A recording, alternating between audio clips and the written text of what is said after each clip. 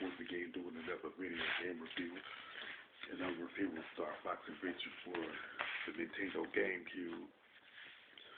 Now this is the first of two StarFox games for the GameCube, and it's the last StarFox game to be developed by Rare, because they were bought by Microsoft at the time. When this game, I would say before this particular game came out, and it starts with a text talking about how Crystal picked up a distress signal. So when she went to investigate where it came from, she pretty much found out that this distress call was practically a fake from a protagonist named, and not a protagonist, but an antagonist by the name of General Scales, who is also the leader of the Shark Claw, like a bandit of pirates for the game. And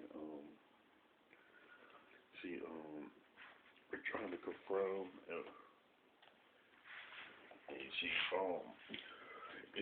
goes to a place called the Crystal Palace,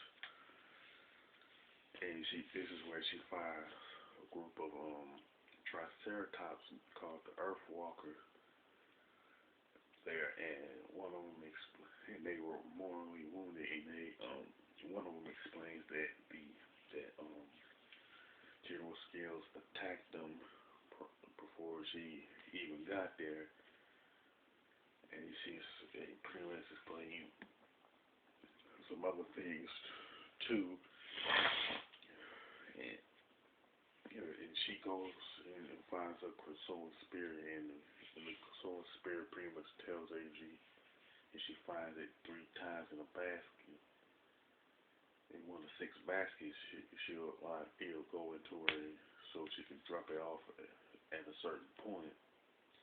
Once this is like the first mini game, and once she successfully find it 3 straight times, it will go into it so you can drop it off.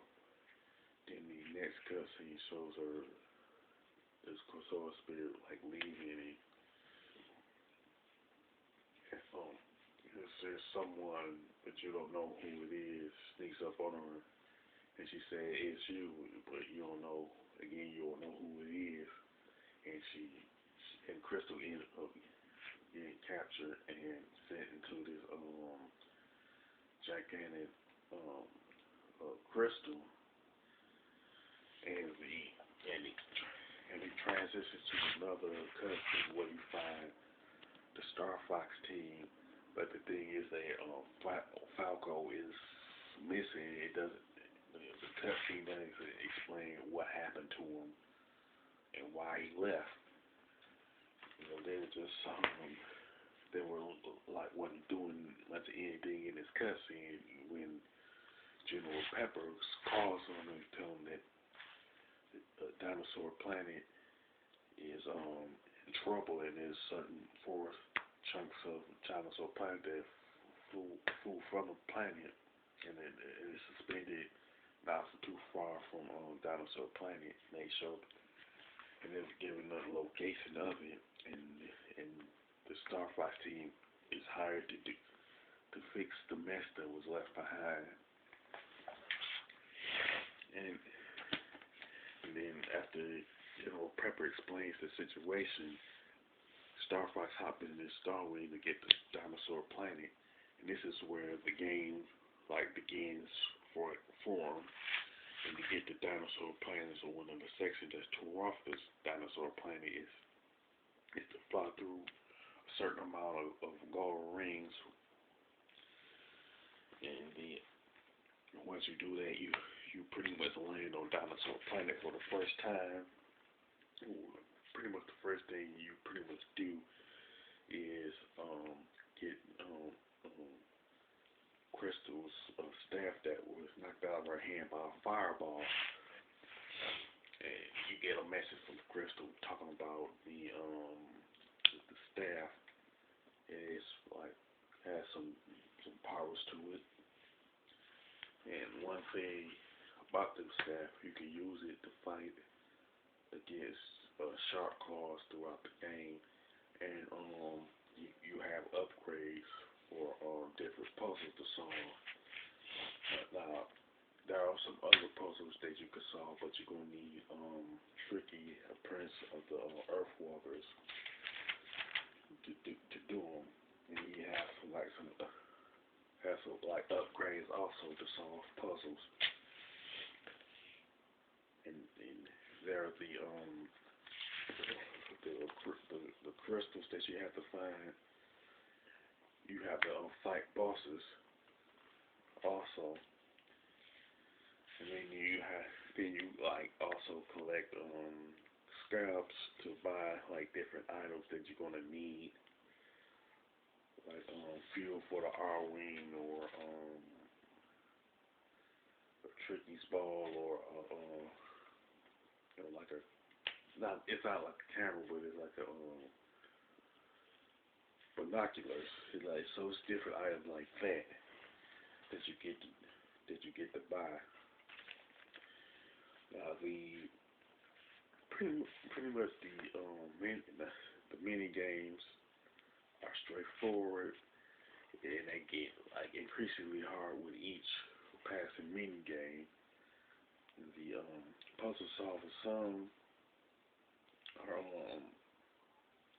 harder than others, but they're straightforward. It's not like a mind bender or anything, but they're straightforward.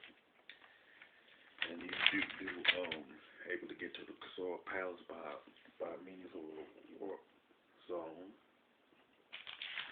I think I may be wrong in the name. If anybody remembers the name of that particular character, you mention it in the comment section. And as far as the mini games involving the Casor spirits, you have to save crystal in the process of doing those. I think there's a total of 5 or 6 extra Casor spirits you have to get. I forget the exact number, but you do have to do that also, which are a part of those mini games that I was talking about. And Fox pretty much found out that Andros is still alive, and because he was hiding out in the Casor Palace, it doesn't tell you how long he was even there after the events of StarFox 64. And when you actually fight Andros, if you fought him in StarFox for the Super Nintendo or StarFox 64 and A64, the strategy to fight him in StarFox Adventure is pretty much the same as those two games. So, as a whole, I can say that it is a pretty good game. The graphics and level design for this particular StarFox game is pretty good, even though it's not as good as, say, Resident Evil 0 or Metroid Prime, but it has aged well though. And the controls, for the most part, it is pretty good. But the main complaint, in my mind, is when you use the staff to fight the shark claws. It's really like mediocre in that aspect of it. And the mini games in the latter half of StarFox Adventure, you have to be perfect at hitting certain spots, like with the one mini game to test your fear. You have to keep the one bar in between the green lines, not the green lines, but the green bar, by using the left analog stick. It can be hard to do, and it can get frustrating. So those are the two aspects of the controls that it does get on my nerves, especially with the mini games. Now, the soundtrack it's kind of, it reminds you of the soundtrack the um of the Disney movies that came out in the '90s, like the say like Lion King or whatever.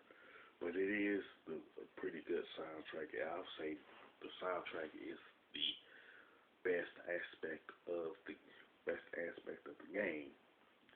Now, one thing I do have to mention is that Falco, while you're fighting Andros, Falco pretty much comes out of nowhere and helps you to fight Andros by giving you bombs.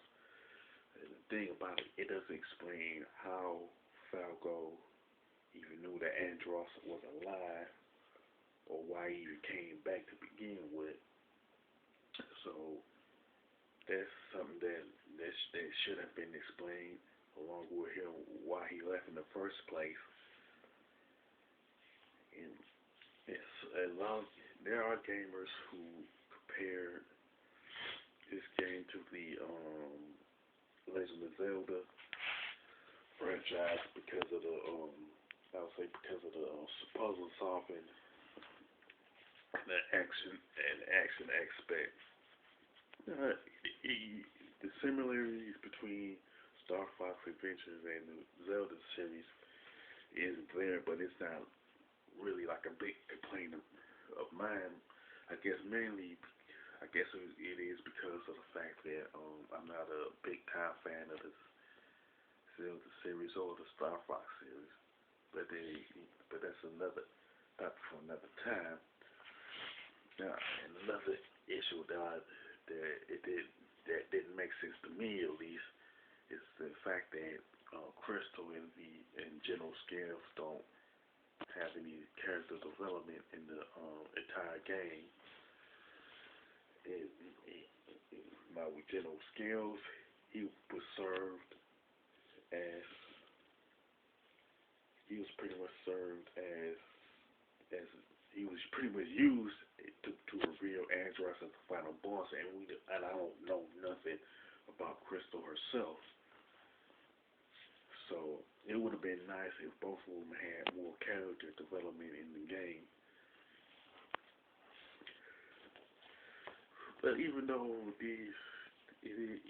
Star Fox Adventure is flawed in those respects, it's still a good solid title to play, especially if you're like a Star Fox fan. I would say don't let the flaws like deter you from playing it if you haven't played it already.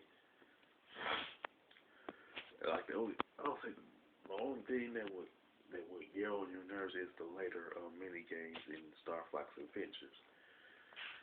Now, with that being said, I will give it a score of 8 out of 10 because of flaws that that do exist. Now, if you like Star Fox Adventures, or even if you notice that it's similar to Legend of Zelda or anything like that, you can mention it in the comment section. If you like this video, don't hesitate to click the thumbs up button, and don't forget to subscribe. This is your boy Big Metroid Fan 12 signing off.